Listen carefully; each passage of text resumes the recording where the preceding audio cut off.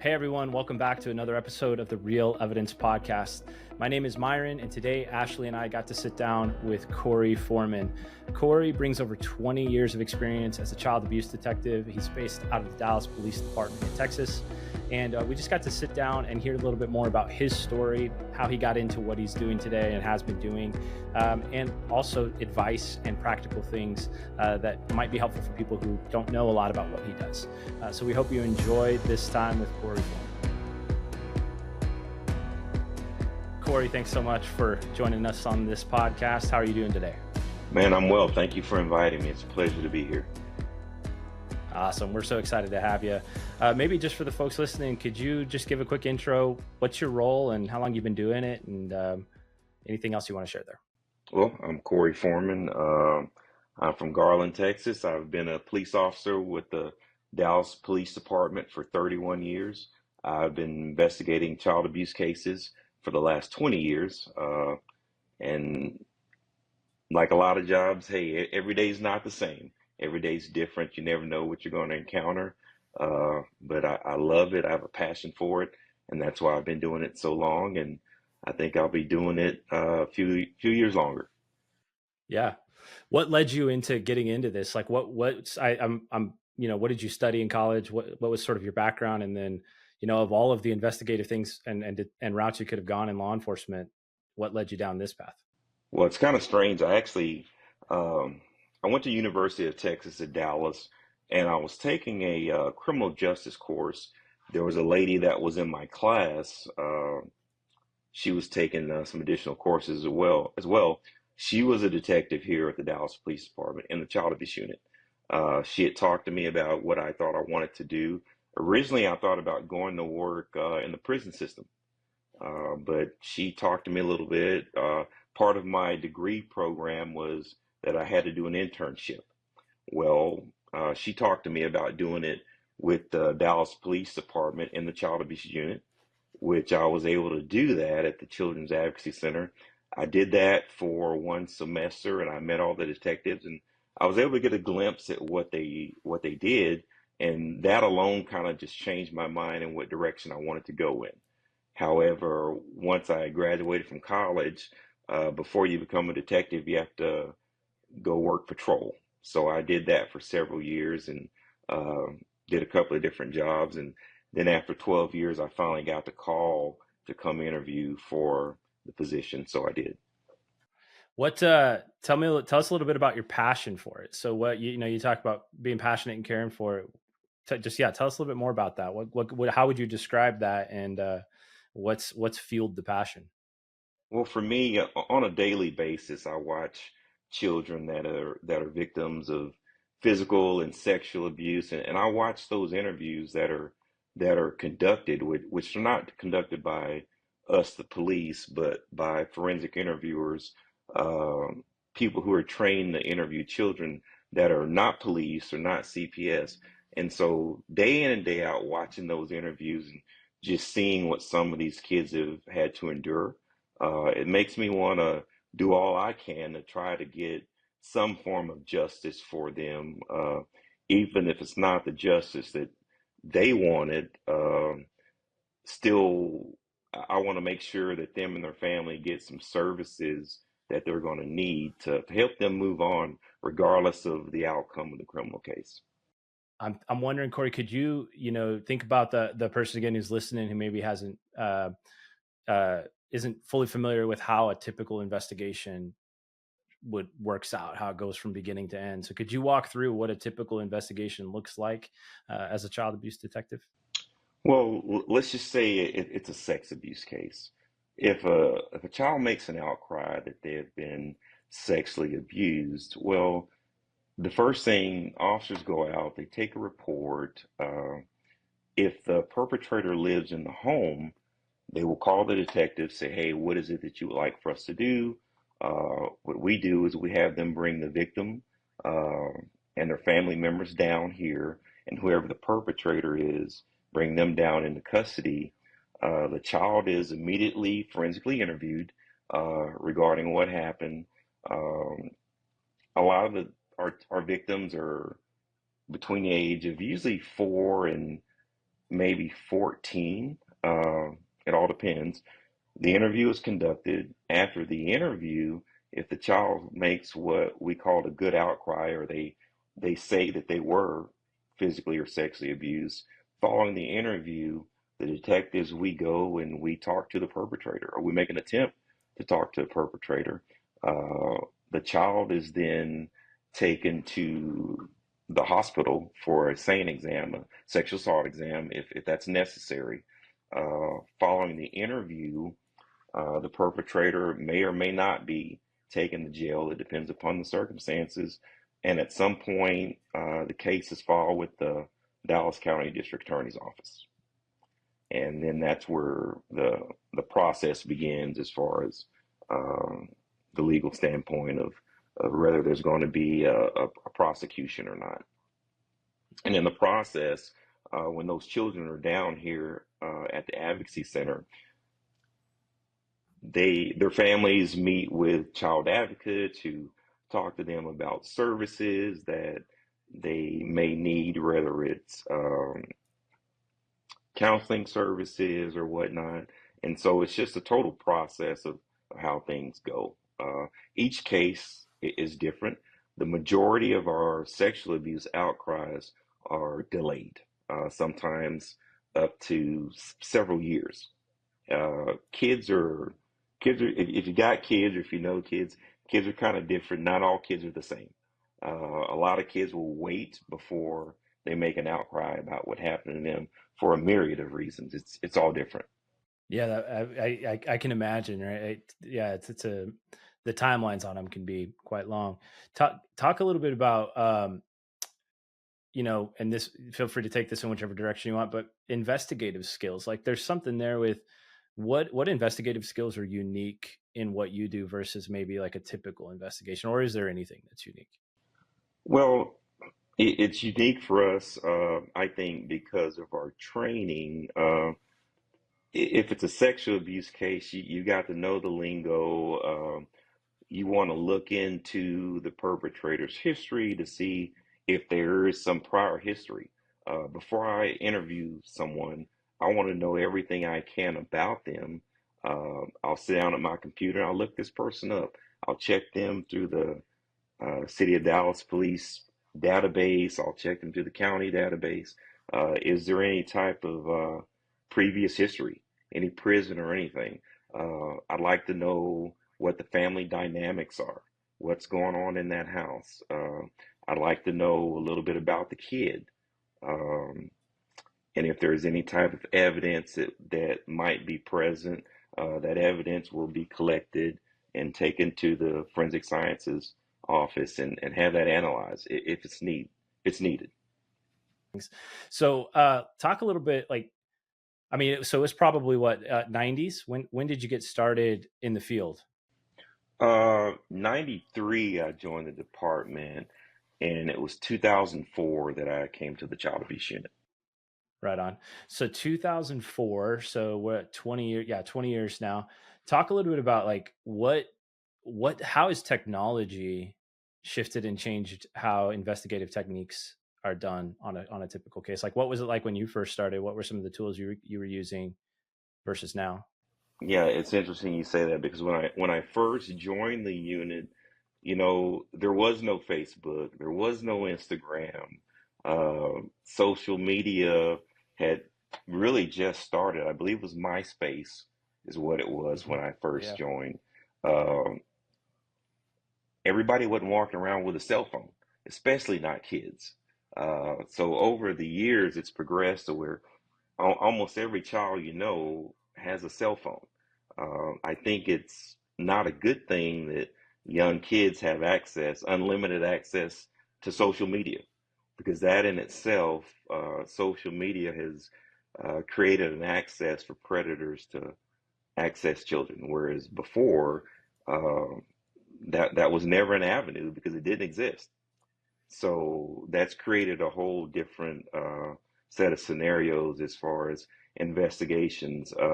Here in a lot of police departments, we have an Internet Crimes Against Children unit, which is a totally different unit. It's our sister unit.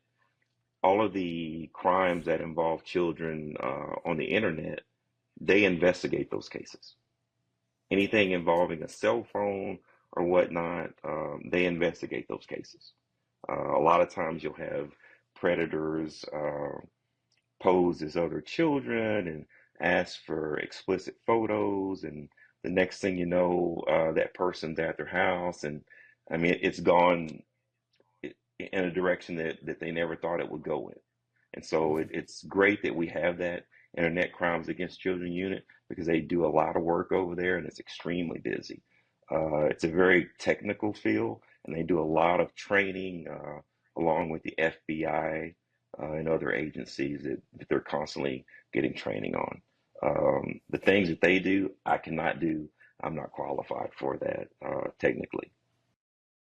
Sure. And it sounds though like even in to your point earlier, like when, in the typical investigation, just going out and doing the internet research, going to the Facebook, trying to look at, potential perpetrators and what you can find online seems like a path that is pretty normal today for you. It is, and Uh, a lot of the information that's on cell phones, uh, those ICAG detectives, they'll get search warrants for cell phones. They have specific search warrants for internet providers and um, Instagram and Facebook. They have their own search warrants for them, and so if they need to get that information off of the accounts, they can do that off the social media accounts. I might be overinflating something here, and if I am, please tell me. But it seems like in a lot of this is really, I mean, it's super challenging work. The psychological potentials, the maybe emotional, and maybe the overall just toll on it. So doing this as long as you have, can you talk about one longevity? Like how have you personally been able to maintain this for so long, and what are some things that contribute to building resilience that others should know about what you do? You know, initially when I started, there was a detective here. He's long gone. His name was Mike Kemp, and he told me, he said, look, kid, if you're going to make it in this unit, you've got to take your regular time off. You've got to get away from this stuff. Um, when you leave and take a vacation, don't take a week, take 2 weeks, and try not to be consumed with the work. I remember early on, there would be nights I'd wake up in the middle of the night thinking, oh my God, I should have done this, I should have done that. What am I going to do? What if that happens? I used to think about the watching all the forensic interviews and hearing the horrible stories. And um, one good thing is therapy. I definitely Mhm. believe in going to therapy when needed. And our department offers therapy. They have created a unit called the OWL unit, not only for detectives, but police officers in general on this department. If you have any kind of issue or anything at all, and you need some help, you need somebody to talk to, it's all confidential. You can go there and they will set you up with a therapist to speak with. And like I said, it's confidential. No one knows about it. So I'm really glad that they do offer that. But I'm big on meditating. I'm big on reading. I'm big on when I'm not at work, separating myself from work. And I found that doing that has allowed me to do this for so long. I have children of my own. I've got a 14-year-old daughter and I've got a 30-year-old son. And so one thing I had to tell myself was, listen, work is work and home is home. You have to separate the two. If you allow work to bleed over into your home life too much, that will affect home. That will affect every relationship that you have. And so I made it my intent to not do that, and I've been pretty good at it as of late. But it's something that I had to learn to do, and something I had to be committed to do. And so by doing that, I'm a better person at home, and I'm a better person at work as well. Yeah, I mean, it seems like the barriers have to be pretty strong that you put in place, like, and at the same time, reconciling the two, in a very human centric way, just like, what can't, what's going to bleed over no matter what. And yeah, it's pretty heavy stuff, man. So what's maybe related to that? Tell me a little bit about like what's something that you think people misunderstand about the work that you do? Well, I think when you say child abuse, let me say this, the majority of our cases that we work, the majority, like say, I usually work anywhere from 400 to 500 cases a year. Out of those 400 to 500 cases, I may file 150 cases. A lot of it is uh, just investigating everything that comes through the door. We have to take a look at because you don't know which one is for real. You don't know which one is actually an offense. Uh, I'd like to be able to say, well, hey, every kid's a victim, but every kid's not a victim that Hmm. comes through and says they are. And so for us as detectives, we have to really think about, is this an offense? What is the intent there? Because the last thing um, any of us want to do is put someone in jail who doesn't deserve to be there. And so for me and my colleagues, we do all we can to make the best decision possible because we want to get it right every time. Because if there's any time that we get it wrong and we later find out we get it wrong, um, we all want to make it right. And so I think there's a belief that the police in general just want to arrest people, and that's not true. Yeah, yeah. Can you talk about that a little more? That last part about, finding out later that you got it wrong. Like, is there either scenarios or actual situations? Like, how often does that happen, and what does that look like for in your experience? I don't think it happens that often. I can give you an instance of my own where Hmm. I did a homicide investigation, and the guy came in, and I was a young detective at the time. I'd only been here a few years, and initially I thought, okay, uh, I want a confession, I want a confession. But what I later found out is, yeah, let's get the truth. If a confession comes out of it, that's great, but we want to get the truth. I did a homicide investigation several years ago, and um, I like to think I'm a pretty decent interrogator. And I interrogated the guy, and he admitted that he had done all these things. And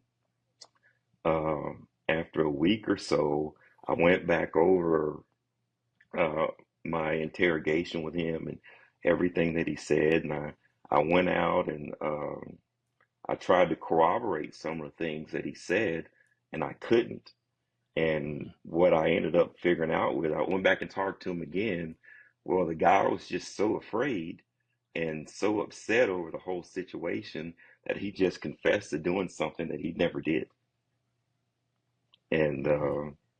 it was a big um it was a learning process for me Hmm. and for some of the other people that I work with. We just want to be as thorough as possible. And so sometimes we do get it wrong. But if we do find out we get it wrong, it's incumbent upon us to make it right as long as we learn that something uh, was wrong. When a situation like that occurs and you do find out you've gotten it wrong, how does that reopen the investigation with maybe the child that was involved? Do they get brought back into something like that, or does that kind of happen around them? Well, a lot of on a lot of our cases, matter of fact, I had one just the other day. Uh, the child ended up telling her mom that she made it all up because she was upset because her stepdad had taken away her phone and that she felt really bad about it. So on a case like that, what we do, we'll bring the child back in and for what we call a recant interview, and we give the child a chance to say what they came in to talk about. One thing the interviewer will say is something such as, well, since we talked last time, what has changed since the last time we talked? And that's the segue for the child to come forward and say whatever it is that they want to say. And so that's one way that we end up taking care of that. And if that's the case, we'll release the charge if we believe that this child's recant is legitimate, because a lot of times they may be coached. And so that's a whole different rabbit trail to go down. But we have to try to look into that and make sure the child isn't being coached.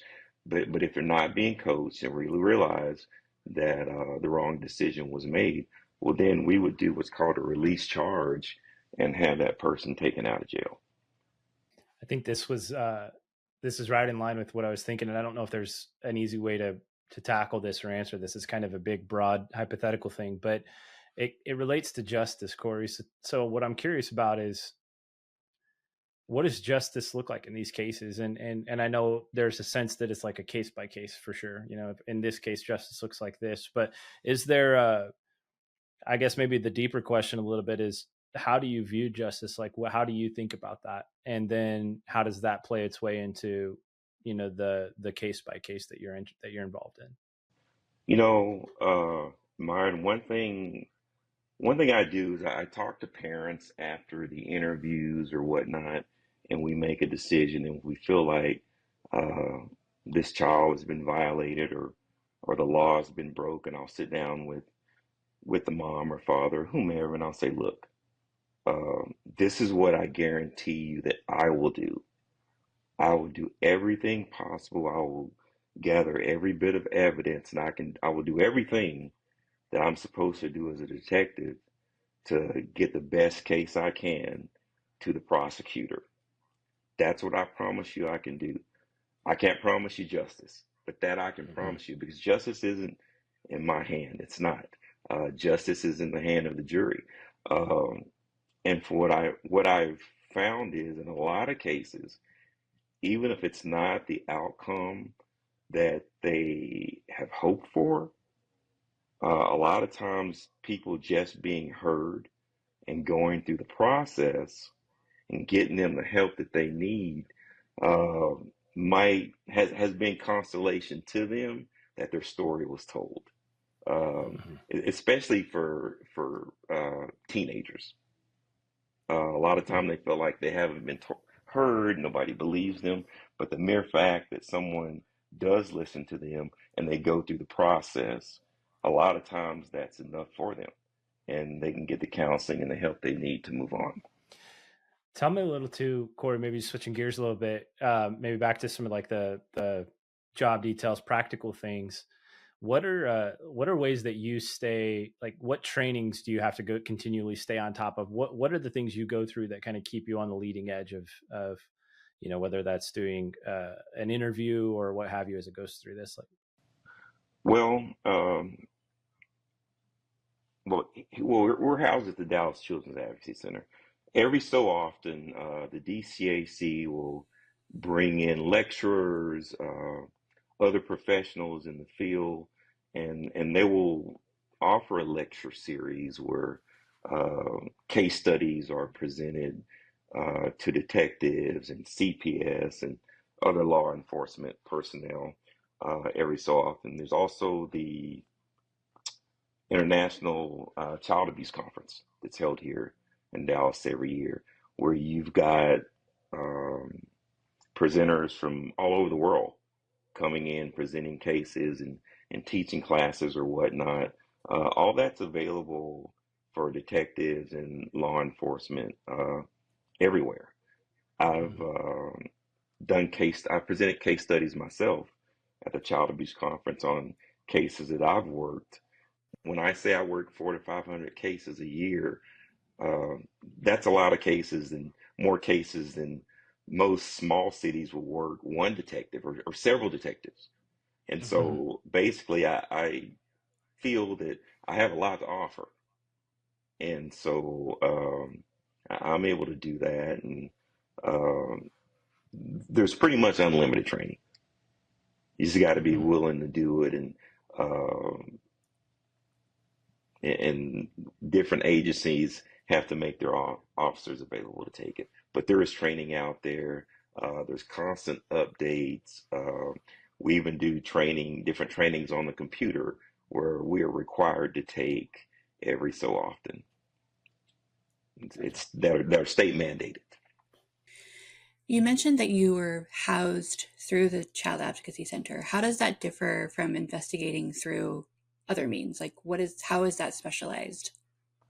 Well, it's specialized because here, the proverbial, I like to say, one shop stop, because everything we need to do our job is here. The majority of our children are forensically interviewed. That's done here. The therapists are located here. The family advocates are located here.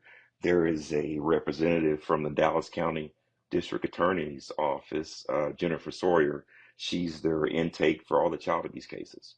She's officed out of here. The Dallas County Medical Examiner's Office, they will come over here when we need them to. Uh, if it's something that they need to get involved in. So all of our resources that we need are housed here or available at the Advocacy Center.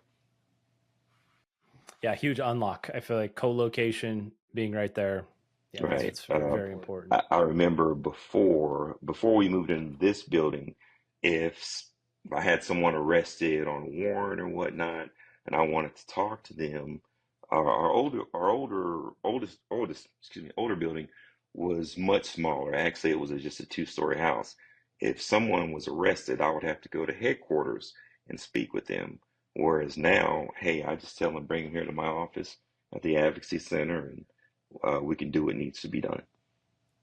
So here's another one, a little bit looking back on either your younger self or maybe the next generation coming up behind you. What advice would you give somebody in law enforcement or interested in getting into law enforcement, looking to specialize in this very specific thing? Wow. Well, you're going to have a heart for it, because I'll tell people this work is not for the faint at heart. Um, there's been detectives that have come here, and man, after a year, they realize, hey, this isn't for me.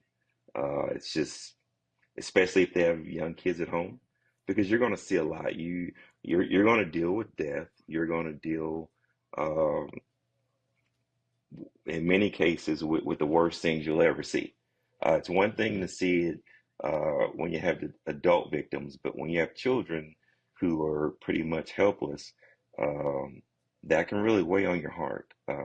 But you have to have a passion for the job, and you have to give it a try. Uh, I teach at the academy quite a bit, and I tell the officers there, hey, you guys are going to be coming down here on a regular basis. Um, Bringing kids down here as victims.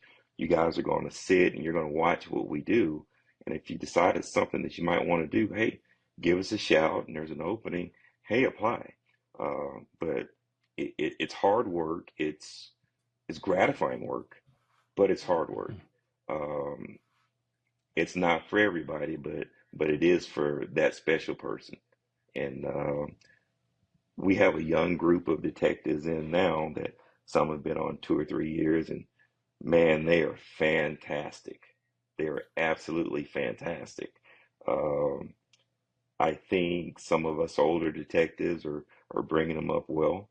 Uh, they're ready to go. They're go-getters.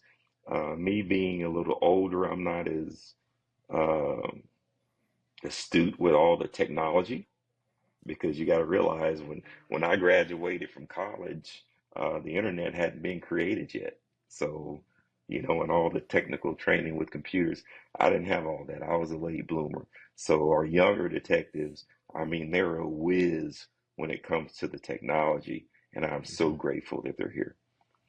Yeah, how cool to be a part of that evolution though, as well. Going from seeing it, no internet to, all this talk about AI today. So Right. very interesting.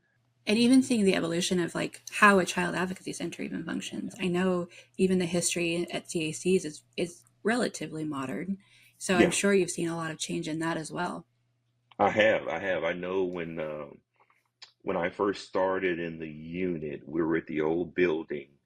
Um, I think there was one CPS team over there, and there might have been 30 employees with the Children's Advocacy Center. Now, at the new center, I believe there's 200 or 300 employees, in addition to 4 CPS groups here, in addition to us. And I mean, it grows by leaps and bounds every year.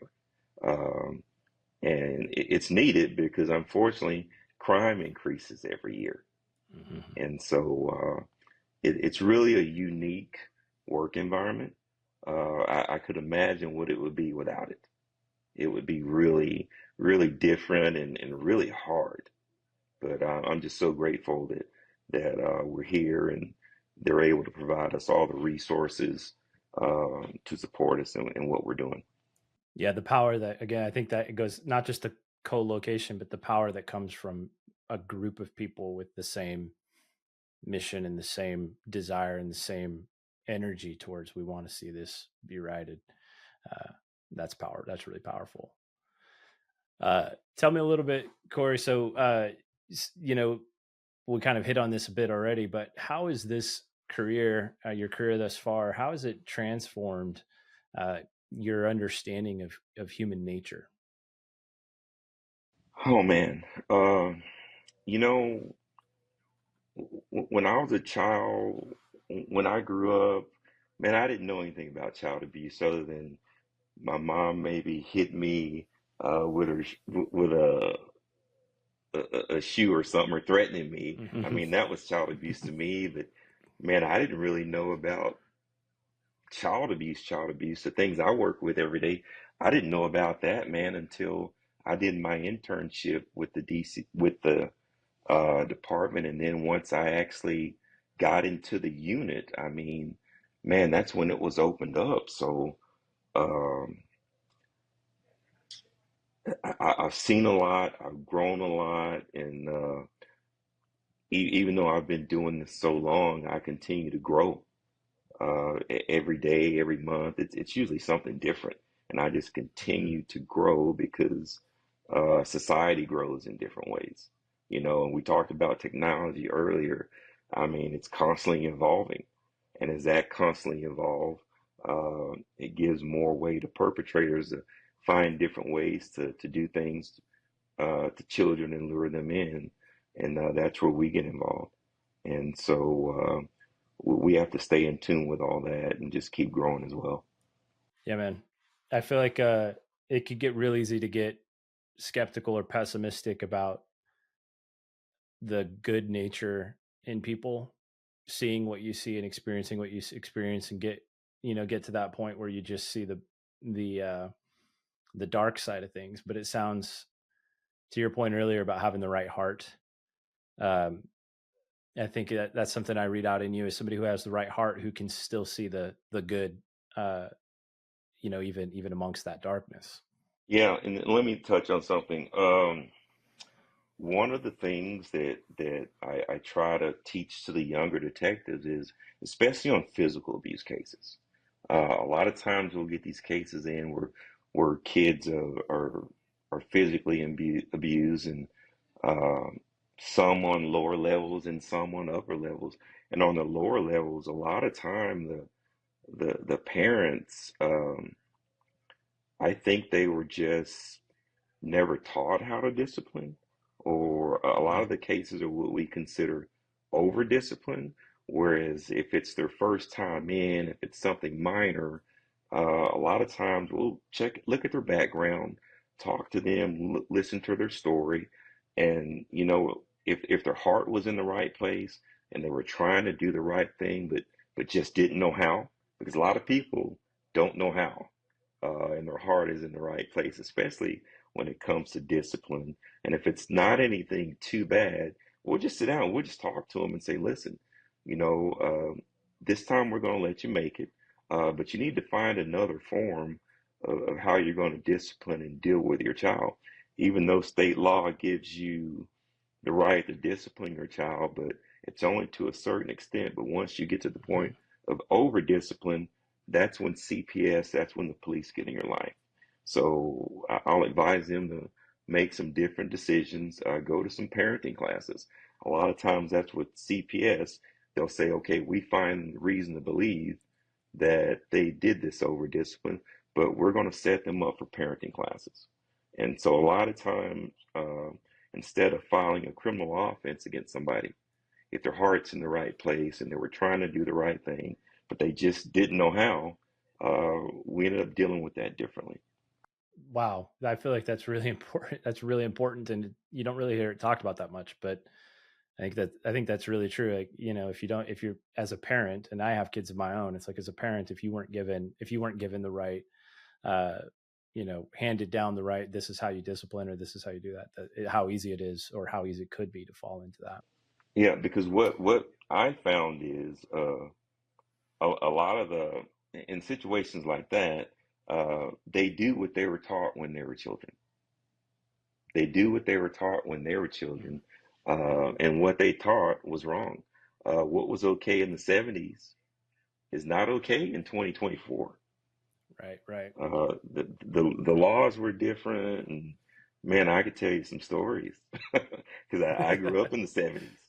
Corey, man, thanks so much. This is, I feel like, one of the most valuable conversations I feel like we've had on the podcast, and just so thankful that you took the time.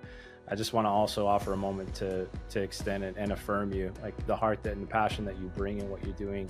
For somebody like us, we're in Omaha, you're in Texas, but from a yeah, so we're way up here in Nebraska, but even from a distance, it's noticeable the work that you're doing and the impact that you're having, and even for folks like us who aren't directly involved, in frontline work. So thank you for the years you've put in, and for the years that you have to come, and for all the work that you've done, and just for taking the time to share a little bit about what you do and who you are. Man, I thank you for having me on, and I thank you for allowing me to have a voice and provide an audience for someone to hear just a little bit of what I had to say, and it means a lot, and I appreciate it, man. Absolutely. And for anyone listening, I think at any point, if you're interested and you want to connect with Corey, we can follow up, and we can make sure that you have an opportunity to maybe connect with him and hear his story a little bit more. And again, Corey, thanks for taking the time to be on the podcast with us. Okay, thanks, Myron. Have a good one, man. Thank you for listening to this episode of the Real Evidence Podcast. We hope you found some value in this conversation. We really appreciated having Corey on to share his unique experience and all of the years that he's been doing what he's been doing. Please consider subscribing for future episodes of this podcast, and check us out at www.guardify.com if you're interested in Guardify as a solution. Thanks again, and we'll see you next time.